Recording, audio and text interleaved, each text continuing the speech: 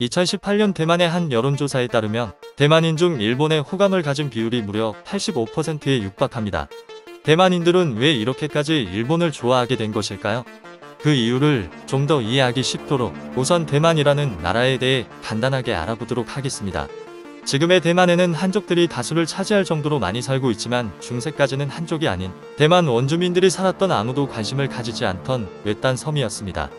1600년대는 스페인, 네덜란드의 식민 지배를 잠시 받았고 그 이후에는 청나라의 지배를 받기도 하였습니다. 1894년 청일전쟁에서 패배한 청나라가 시모노세키 조약으로 일본의 대만을 넘겨주면서 1895년부터 1945년까지 50여 년간 일제의 식민지 시기가 시작됩니다. 대만에서도 일본의 식민지 지배에 반대하는 항일 저항운동은 꾸준히 진행되었고 일제의 대만인 학살과 탄압으로 수많은 사람들이 사형 선고를 받기도 하였습니다. 일제 저항운동의 중심에 있던 일부 대만 원주민은 일제에 의해 마구잡이로 학살당했으며 지금도 일본을 매우 싫어합니다. 태평양 전쟁 시기에는 일제에 의해 징병, 수탈을 심하게 당하였으며 수많은 대만인들이 전장에서 억울하게 죽어나갔습니다.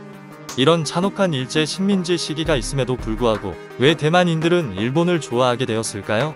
우선 경제적인 관점에서 대만은 일본 식민지 시대의 사탕수수 등을 경작하며 경제가 발전하고 근대화되었으며 대만인들의 생활 수준도 이전보다는 많이 향상되었습니다. 그리고 제2차 세계대전에서 일본이 패망하고 중국의 국민당이 대만에 들어오면서 반일, 반공의 이유로 대만 사람들을 무자비하게 탄압하였고 차라리 일본 식민지 시기가 훨씬 나았다고 생각하는 사람들이 많이 늘어났습니다. 일부 사람들은 대만과 조선의 일제 식민지 지배를 비교하기도 합니다. 하지만 대만과 조선은 비교 대상 자체가 되지 않습니다. 왜냐하면 조선은 수백 년 동안 독립된 국가였으며 일제강점기를 제외하면 조선이라는 국가의 정체성은 계속 유지되어 왔습니다. 반면에 대만은 독립된 국가였던 적이 한 번도 없습니다. 이전에 대만은 원주민 부족 수준이 거주하는 아무도 관심을 두지 않은 작은 섬이었고 1600년대에는 네덜란드와 스페인의 식민지 지배를 받았으며 그 이후엔 청나라의 지배를 받았습니다. 대만의 입장에서는 일제강점기 역시 그동안 겪어왔던 수많은 식민 지배 시대의 연장일 뿐이므로 그 당시에는 대만인들 스스로가 어느 나라 사람인지 정체성이 아주 약했습니다. 그런 대만과 국가의 정체성이 확고한 조선과의 비교는 말도 안 되는 것입니다. 그런 정체성의 약화로 일본은 대만을 조선보다 훨씬 쉽게 통치가 가능했고 원래 독립국이 아니었던 대만은 일제 식민 지배에 대한 거부감도 타 국가에 비해 덜하였습니다. 일제의 해방 이후에도 한국은 조선 총독 부청사를 1995년 광복절에 철거를 하였지만 대만은 아직도 일제 식민지 시대의 총독부 건물을 중요 문화재로 그대로 보존하고 있습니다.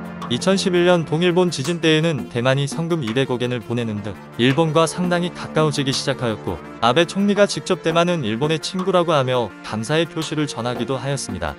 2018년 대만에서 진도 7급의 대지진이 일어나자 여러 나라에서 도움을 주었습니다.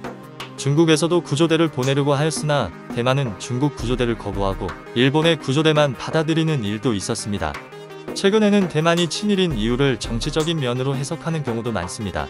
중국과 일촉즉발 대립하고 있는 상황에서 민주주의 친미 성향인 일본과 가깝게 지내는 것이 생존에 매우 유리하기 때문입니다. 한국도 민주주의 친미 성향이고 세계 10위권의 경제력과 그 이상의 군사력을 갖추고 있지만 한국은 북한 핵 개발, 통일 문제 때문에 중국과 대립관계를 형성할 수 없는 입장입니다.